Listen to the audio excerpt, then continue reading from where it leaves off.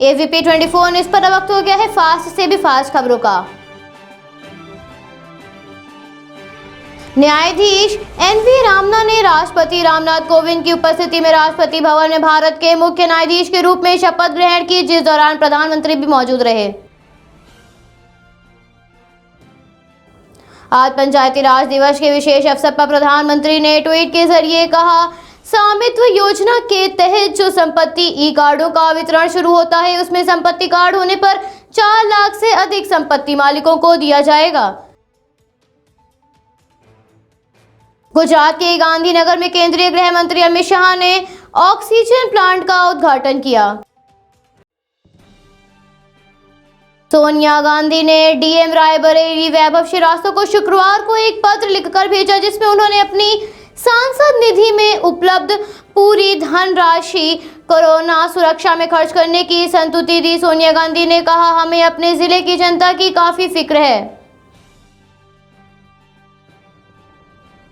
कांग्रेस महासचिव प्रियंका गांधी ने कोरोना संक्रमण को लेकर यूपी की योगी सरकार पर निशाना साधते हुए उन पर आरोप लगाया कि योगी सरकार अपनी जिम्मेदारी से भाग रही है।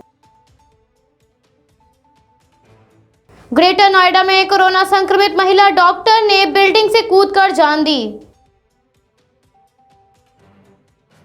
दिल्ली के LNJP अस्पताल के MD डॉक्टर सुरेश कुमार ने कोरोना के हालातों पर बयान देते हुए कहा, अब वायरस ने ऐसा कोई आयु वर्ग नहीं छोड़ा है जिसमें मौत नहीं हो रही हो। ICU बेड की कमी से मौतें हो रही हैं, तो वहीं ऐसा अनुमान है कि 1-2 हफ्ते में वायरस का पीक रहेगा, जिसके बाद ये शायद धीरे धीरे कम होगा।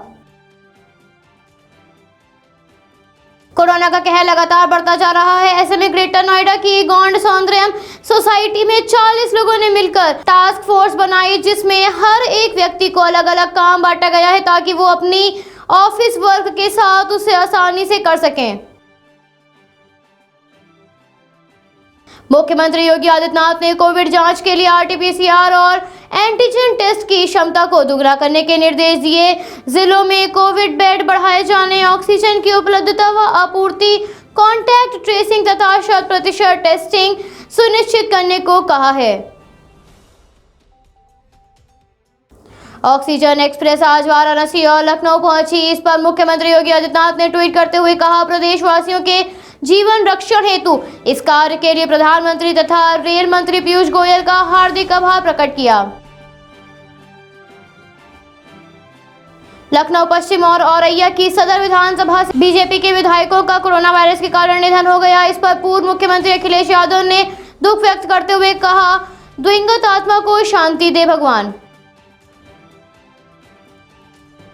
कोरोना के बढ़ते मामलों के बीच ही इससे जुड़े दवाइयों और अन्य चीजों को लेकर कालाबाजारी भी जोरों शोरों पर है, जिसे लेकर अब उत्तर प्रदेश सरकार सख्ती बरतते नजर आ रही है, जिसके चलते प्रदेश में अब तक कुल 29 व्यक्ति गिरफ्तार किए जा चुके हैं, जिनके पास से 638 रेमडेसिविर इंजेक्शन भी बरामद किए गए हैं। देश के अन्य राज्यों के साथ साथ ही उत्तर प्रदेश में भी ऑक्सीजन की भारी किल्लत देखने को मिल रही है, जिसके चलते ही बोकारो से चली दूसरी ऑक्सीजन एक्सप्रेस लखनऊ पहुंच चुकी है, जिसके तहत ऑक्सीजन की कमी से जूझ रहे मरीजों को राहत मिलेगी। लखनऊ जिला प्रशासन ने एक महत्वपूर्ण निर्णय लिया है। बता दें, प्रभारी जिलाधिकारी ने देर रात आदेश जारी कर प्रमुख 24 अस्पतालों और निजी लैब को कोविड जांच करने के निर्देश दिए हैं। जांच के लिए 700 रुपए से अधिक नहीं लिए जाएंगे। यदि घर पर जांच करनी है तो इसके लिए 900 रुपए निर्धारित किए गए हैं। मौलाना कल्बे जवाद ने प्रदेश की योगी सरकार से लखनऊ के बड़े इमामबाड़ा को कोविड अस्पताल बनाने की पेशकश की। मौलाना ने कहा, ये तो इबादत गाह है, लेकिन इंसान की जान बचाने से बड़ी इबादत कोई नहीं। उत्तर प्रदेश में बीते 24 घंटों के भीतर 37,238 नए मामले सामने आए, जिसमें कुल 22,566 लोग स्वस्थ होकर अपने घर जा चुके हैं। प्रदेश में कुल एक्टिव मामलों की संख्या 2,73,653 है।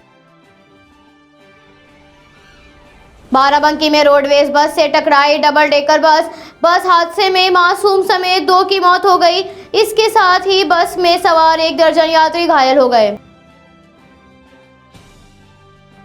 वाराणसी में शनिवार की सुबह मिर्जा मुराद थाना क्षेत्र के कछवा कपसेठी मार्ग पर पिकअप की टक्कर से 2 चचेरे भाइयों की मौत हो गई। हादसे के बाद दोनों भाई 1 घंटे तक तड़पते रहे, लेकिन एम्बुलेंस नहीं आ सकी। इससे गुस्साए लोगों ने चक्का जाम कर दिया है। प्रयागराज जिले में ऑक्सीजन की बहुत कमी है। ऐसे में जिले में अब एक ही फर्म पर ऑक्सीजन की निर्भरता नहीं रहेगी। जल्द ही 4 नई कंपनियां सीधे तौर पर ऑक्सीजन बनाएंगी। इसके लिए उद्योग विभाग की ओर से कंपनियों को प्रेरित किया जा रहा है। 4 लोगों ने अब तक विभाग को सहमति दी है।